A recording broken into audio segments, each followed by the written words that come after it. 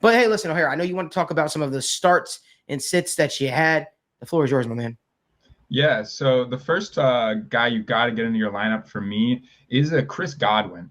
He wasn't really much of he was a disappointment last year to be completely honest, but I really think that this is going to be a bounce back campaign for Godwin in general, and this is also just a phenomenal matchup for him.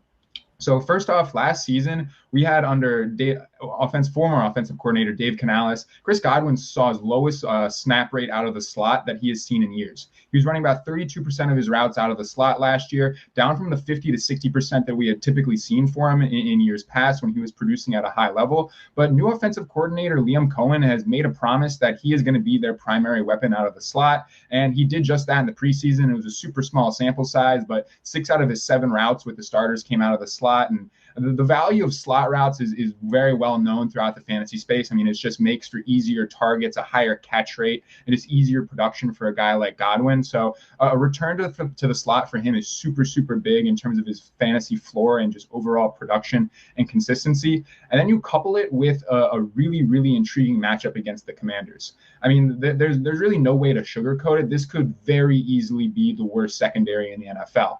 Wow. They competed for it last year, and I really wouldn't be shocked if they do it once again this year. They didn't really make any significant moves in the offseason to bolster the back end of their defense, and we saw offenses pick apart this secondary at will last year, and I fully expect Baker Mayfield and the Tampa Bay Buccaneers to do the same in Week 1.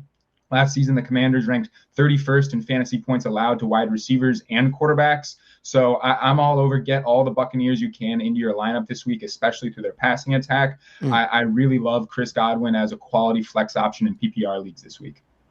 Man, I'm the Chris Godwin love. It's funny. I was just sent a text from a friend earlier, and hopefully if he's watching, which I know he watches every morning show, because what else would you rather be doing on your morning besides watching the Sit Down with Malik Wright morning show presented by TWSN? But he said to me, Jamar Chase or Chris Godwin, which one should I start?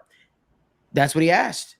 He said Jamar Chase or Chris Godwin. And I think the reason why I was asking that is because of the unknown with Jamar Chase's quote unquote status, right? If he was going to play or not. And I use air quotations. You can decipher what I mean by that. But what are your thoughts on that? Maybe you can kind of answer that for him. Who should he start this week? Should he start Jamar Chase, the guy who's practiced a couple times this week, limited?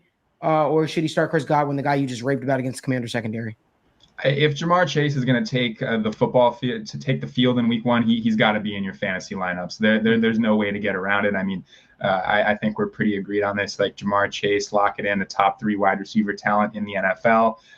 You can have that debate, but I think we're on the same page there. If he's on an NFL football field, he has to be in your starting lineup, regardless of how good the matchup is for your other receivers. I mean, he offers a ceiling and that other players just cannot. And he can turn his fantasy performance around. He can be having a bad week and turn it around in one play. I mean, the play that always comes to mind for me is that Week 17 matchup against the Chiefs 2 years ago, where he just blew by everyone and just took a house call. I mean, he's just that type of player that can take a routine slant route to the house just on any given play. So he was drafted in the top half of the first round in the majority of these drafts for a reason. He's got to be in your lineup. I know he's docked in a lot of people's rankings right now because of the unknown, but we should have some clarity by the time you have to make that lineup decision. The Bengals are playing at 1 o'clock.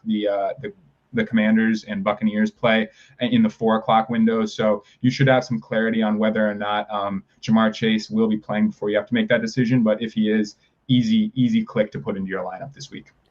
Of course, man. And I guess the next question that I have is, outside of the love that you had for Chris Godwin, is there any other matchup you're looking at for this upcoming Sunday, or even tonight, for instance, that you're looking at and you say, you absolutely love this matchup for said player, and you should 100% have this guy in your fantasy lineup? I know you had some starts. I know you had some sits, so I'll let you run wild.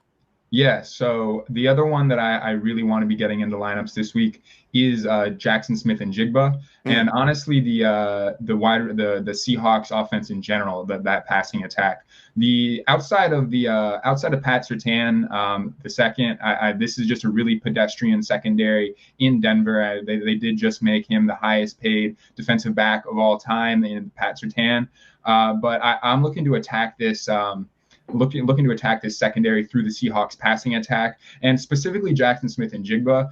Tyler Lockett, a lot of people have been anticipating that JSN is going to take that leap to become the second option in this offense over the aging Tyler Lockett this offseason, and I'm really buying into it, and I really think that he can do that from week one, from the jump, because Tyler Lockett, he has missed a good amount of practice. It's been over a week of practice missed. He's coming into the season with a leg injury already. We could very realistically see Lockett on limited snaps this week, just opening up more opportunities for JSN to make moves and make plays out of the slot and potentially get some routes outside. So I'm very much interested in JSN as a talent. I think he was completely stymied and stifled by Shane Waldron's offensive system last year. And with new offensive coordinator Ryan Grubb running the show, that air raid offense that we saw at Washington last year, the number 2 passing offense in college football last year, I think he's going to bring some really, really intriguing elements that are going to elevate this passing attack. And I think he is going to be able to unlock Jackson Smith-Njigba. You combine it with a quality matchup in terms of the secondary in Denver, and the fact that Tyler Lockett could not be playing at a full route participation this week, I really think it's going to be a big week for Jackson Smith-Njigba. Oh, Haro, nice to see you, brother. I've got a couple questions. Let's switch it over. I want you to be a negative Nancy for me real quick, brother. Who are the guys that you are not fans of this week, whether it's, because of a matchup or because of something that's happened in the offseason? Who are guys that you're not a fan of? Yeah, I think that one guy that I will not really be starting this week, and he was drafted as a fringe starter to start the year. I'm not going to be starting Zamir White. I personally, I didn't really invest in him in my personal leagues, but I know based on how he was drafted, that's a guy that some people are going to be considering as a start this week.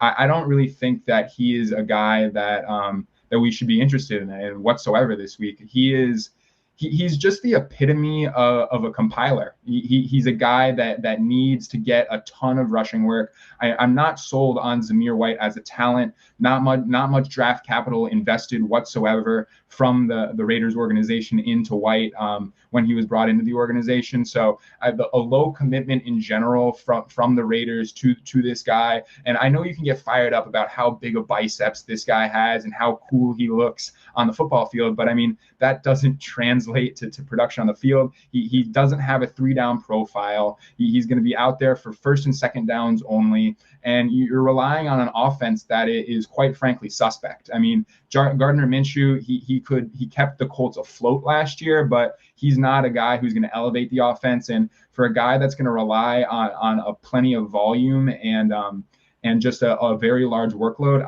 I'm going to keep him out of my lineup this week until I get some eyes on him on the field, and really how this backfield is going to be split up. Throughout the offseason, head coach Anthony Pierce has highlighted that Zamir White is going to be their go-to guy on first and second downs, but in the preseason, he was in a pretty healthy split with Alexander Madison. I don't want to lean into that too much, but until we have more clarity on how this backfield is going to be chopped up, Zamir White's not a guy I'll be looking to get into my lineup.